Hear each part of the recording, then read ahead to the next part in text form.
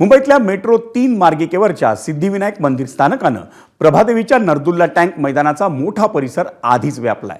आता उरल्या सुरल्या मैदानातही कॉरिडॉर पार्किंगची योजना असल्यानं ठाकरेंच्या शिवसेनेनं प्रभादेवीकरांचं एकमेव मैदान वाचवण्यासाठी मोहीम हाती घेतली आहे। आमदार महेश सावंत आणि नगरसेवक निशिकांत शिंदे यांच्या नेतृत्वाखाली नरदुल्ला टँक मैदान वाचवण्यासाठी आज आंदोलन करण्यात आलं। त्या पार्श्वभूमीवर आमदार महेश सावंत यांनी महापालिका अधिकाऱ्यांना फोन करून फैलावर घेतलं।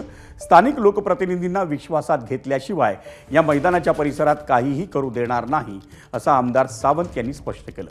प्रभादेवी परिसरात नरदुल्ला टँक मैदान हे एकमेव खेळाचं मैदान उरलंय आणि त्याच मैदानावर कॉरिडॉर पार्किंग प्रकल्प उभारल्यास मुलांच्या खेळासाठीचं मैदान नष्ट होईल।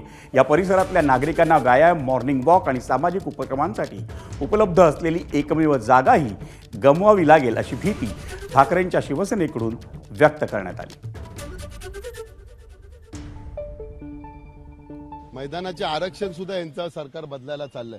आज मला सांगा, हा मोकळा श्वास आहे, इथे मुलं खेळतात आहे, नाही तर मोबाईलमध्ये गुंग होतील आणि वेडे होतील मुलं मोबाईलमध्ये खेळून मैदानं नसतील तर। मला तर स्पष्ट आमचा म्हणजे आरोप आहे की सुशोभीकरणाच्या नावाखाली सिद्धिविनायक देव आहे, देव बघा देव आहे, देवानी बरोबर ज्याची त्याची पायरी दाखवली। देवाकडे अहंकार चालत नाही।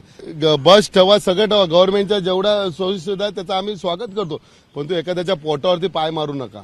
पोटावरती पाय मारण्याचं काम हे सध्याचं काम चालू आहे। मला तर स्पष्ट आमचा म्हणजे आरोप आहे की सुशोभीकरणाच्या नावाखाली सिद्धिविनायक देव आहे, देव बघा देव आहे, देवानी बरोबर ज्याची त्याची पायरी दाखवली। देवाकडे अहंकार चालत नाही। आम्ही सुद्धा देवाला हेच मानतो की तुझा देव, आम्ही कुठला चांगला गोष्ट असेल तर आम्ही सिद्धिविनायकला पहिला पाया पडून पुढे जातो, परंतु जे ट्रस्टी आता सध्याचे ट्रस्टी आहेत ते मनमानी कारभार करतात। लोकांच्या पोटावरती लात मारण्याचं काम चालू आहे। टॅक्सी चालकांचा तिथे स्टँड होता, तो स्टँड सुद्धा ते काढायचं भानगडीत आहे। तुम्ही तुमची सोयीचा बस ठेवा, सगळं ठेवा, गव्हर्नमेंटच्या जेवढ्या सोयीसुविधा आहे त्याचं आम्ही स्वागत करतो, पण तो एखाद्याच्या पोटावरती पाय मारू नका।